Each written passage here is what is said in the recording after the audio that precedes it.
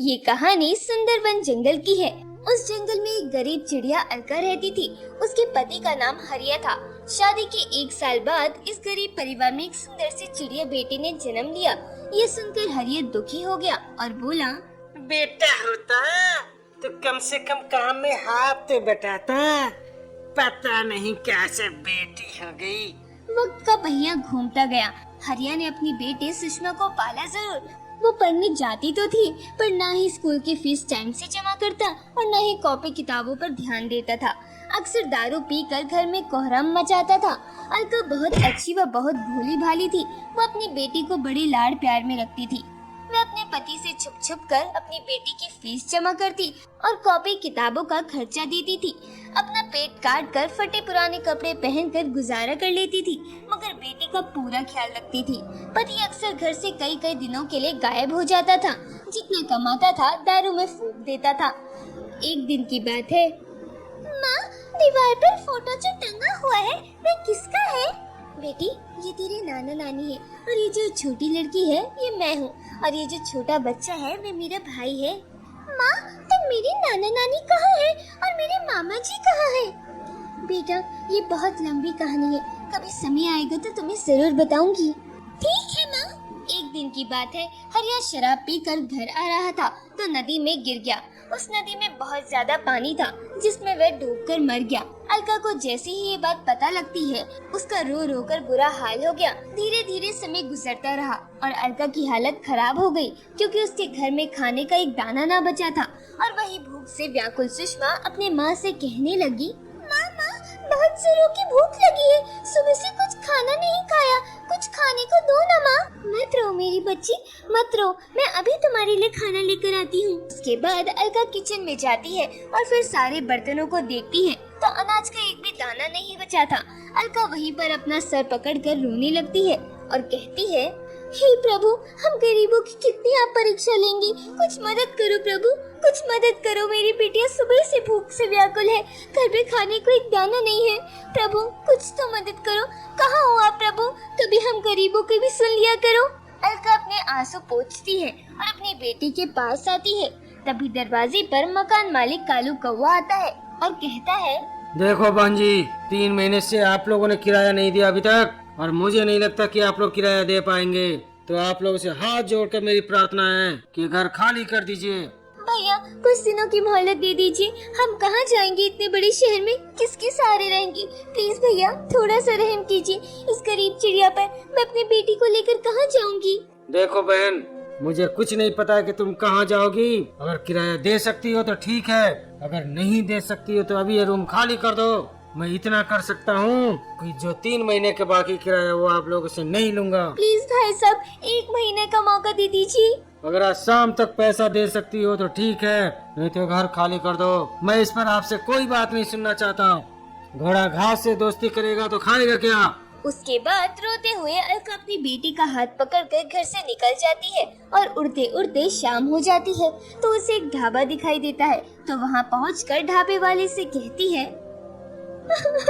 बाबूजी, मेरी बेटिया सुबह से कुछ खाई नहीं है। हम पर रहम कीजिए, थोड़ा सा खाना दे दीजिए। और भैया, मैं बहुत दूर से आई हूँ, मुझे अपनी बेटी का पेट भरना है।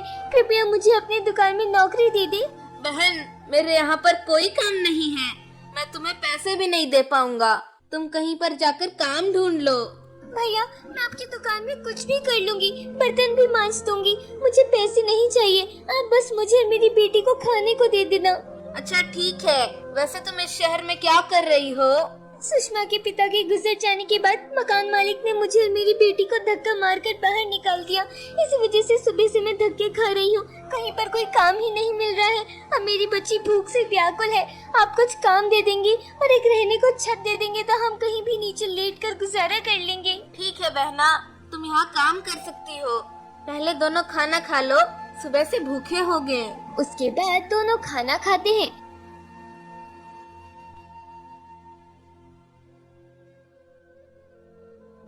उसके बाद अलका इस ढाबे वाले के यहाँ रोजाना सारा बर्तन साफ करती थी और उसी ढाबे के सामने रोड के किनारे पेड़ पर माँ बेटी सोती थी। ढाबे वाले से ये नहीं देखा गया। उसने एक बहुत बड़े बिजनेसमैन आलोक चिड़े से बात की और अलका और उसकी बेटी सुषमा को आलोक के घर में काम पर लगवा दिया। आलोक के घर में उसकी बीवी रचना और बेटी भावना रहती थी। अलका, तुम्हें मन लगा के काम करना है और याद रखना, तेरी बेटी मेरी बेटी भावना से दूर रहे। अगर तेरी बेटी की वजह से मेरी बेटी बीमार हुई तो मैं तुझे तभी काम से निकाल दूंगी। जी मैडम, ध्यान रहेगा। अलका ने घर में काम शुरू कर दिया। अलका रचना के यहाँ झाड़ू पोछा करती थी, सभी बर्तन साफ करती थी और फिर दोनों समय का खाना बनाती थी। अलका को रहने के लिए रचना ने सर्वेंट रूम दे दिया था। उसी में वह और अपनी बेटी के साथ रहती थी। एक दिन अलका जब किचन में काम कर रही थी तो रचना ने आवाज दी, अलका, अरे ओ अलका, जल्दी बाहर आओ। अभी आई मैडम। उसके बाद अलका बाहर आई तो देखा कि सुषमा के हाथ में भावना की ड्रेस है जिसे वे उलट पुलट के देख रही थी।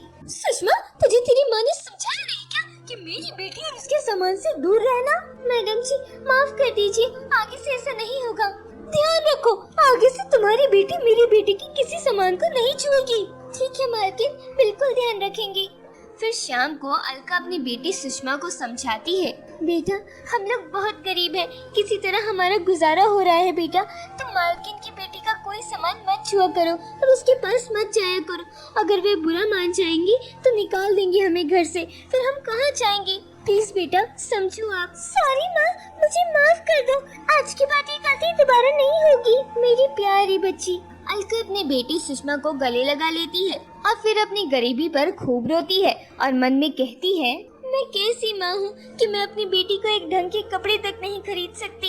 एक दिन रचना अलका को लेकर बाजार जाती है। घर पर सुषमा और भावना अकेले रह जाते हैं। अचानक भावना को चक्कर आने लगते हैं, वह जमीन पर गिर जाती है। सुषमा ये देखकर उसके पास भाग कर आती है। उसे बेहोश देखकर वह पानी लाती है और उसके चेहरे पर छींटे मारती है। वे उसके हाथ मलने लगती है, परंतु भावना नहीं उठती है। सुषमा बाहर भागकर जाती है और पड़ोस के तोते अंकल के पास जाती है और कहती है, अंकल जी चलिए ना, देखिए ना भावना दीदी को कुछ हो गया है, वे उठ नहीं रही है और कुछ बोल भी नहीं रही है। चलिए ना प्लीज अंकल, चलिए ना। उसके बाद भी सुषमा के साथ आता है और फिर भावना को देखता है। उस तोते ने भावना के पापा को कॉल किया और डॉक्टर को बुलाया। डॉक्टर ने भावना को इंजेक्शन दिया। तब तक अलका, आलोक और रचना भी आ चुके थे। अचानक पानी की कमी होने बीपी लो हो गया है। अगर मुझे टाइम पर नहीं बुलाया होता तो कुछ भी हो सकता था। इसका श्रेय इस बच्ची को जाता है। अगर ये मुझे नहीं बताती मैं तो डॉक्टर साहब को नहीं बुला पाता। रचना को अपनी गलती का एहसास हो जाता है। वह सुषमा से हाथ जोड़कर कहती है, मुझे माफ कर दो अलका बहन, पैसे के नशे में मैं भूल गई थी कि गरीब लोग भी इंसान ही होते हैं। मालकिन अब माफी मांगकर हमें शर्मिंदा न करें। उसके बाद भावना और सुषमा आपस में रोजाना खेलने लगी। धीरे धीरे समय बीतने लगा। बरसात का मौसम आ गया था। आज सुबह से बारिश हो रही थी। आलोक अपनी रचना से कहता है, पता नहीं ये बारिश क्यों होती है। आपको इस बारिश से इतनी नफरत क्यों है? जब भी बारिश आती है तो आप इस बारिश से नफरत करने लगते हैं और मैं बार बार पूछती हूँ कि आप इस बारिश से इतना नफरत क्यों करते हैं, तो आप बताते नहीं है। आज आपको बताना ही होगा कि आप इस बारिश से इतना नफरत क्यों करते हैं। तुम इतना रिक्वेस्ट कर रही हो तो मैं राज की बात बता ही देता हूँ। तुम्हें तो पता है कि मेरे पिता एक बहुत बड़े बिजनेसमैन थे और मेरी एक बड़ी बहन थी जिसका नाम गुड्डी था और मेरी माँ हम दोनों को बहुत प्यार करती थी। एक बार की बात है, हम चारों लोग दूसरे जंगल में घूमने गए थे और अचानक से बारिश बहुत जोर जोर से हो रही थी। बारिश रुकने का नाम ले रही थी। धीरे धीरे बारिश बाढ़ की रूप ले ली और मैं और गुड्डी घर के अंदर फोटो एल्बम देख रहे थे। तभी मेरे मन में एक शरारत सूझी और मैंने एक ग्रुप फोटो जिसमें मेरी बहन, मेरे मम्मी पापा और मैं थे, वो फोटो निकालकर बाहर सड़क की तरफ उछाल दिया, जिसके पीछे मेरी बहन दौड़ी और वो फोटो जाकर उठा लिया। तभी अचानक पानी की बहुत तेज धार आई और मेरी बहन सीधे बह गई। मेरे मम्मी पापा और मैंने बहुत ढूंढा, न्यूज़पेपर में भी इश्तेहार दिया, लेकिन कुछ भी पता नहीं चला। तो मुझे इस बात से नफरत हो जाती है कि इसी बारिश के चलते मेरी प्यारी बहन हमेशा हमेशा के लिए बिछड़ गई। पता नहीं है, बारिश मेरी जिंदगी की सबसे बड़ा दुश्मन है। मुझे माफ कर दीजिए, मैंने आपके पुराने जख्मों को फिर से हरा कर दिया। रक्षाबंधन का दिन नजदीक आ रहा था तो आलोक ने अपनी रचना से कहा, रचना, मैं चाहता हूँ इस बार राखी मैं अलका बहन से बंधवाऊँ। ये तो बहुत ही अच्छी बात है। इसी बहाने आपको बहन का प्यार मिल जाएगा और एक गरीब दुखियारी का भला भी हो जाएगा। उसके बाद आलोक और रचना अलका के रूम में जाते हैं। अंदर घुसते ही सामने दीवार पर एक फोटो लगी होती है, जिसे देखकर आलोक चौंक जाता है और आलोक अलका से कहता है, ये फोटो तुम्हारे पास कैसे आई? मालिक, ये फोटो मेरे माता पिता और मेरे भाई और मेरा है। गुड्डी, मेरी बहन तुम? इतना सुनते ही अलका और रचना चौंक जाते हैं। हाँ मेरी बहन गुड्डी, मैं तुम्हारा भाई सोनू हूँ। भैया, मेरे भैया।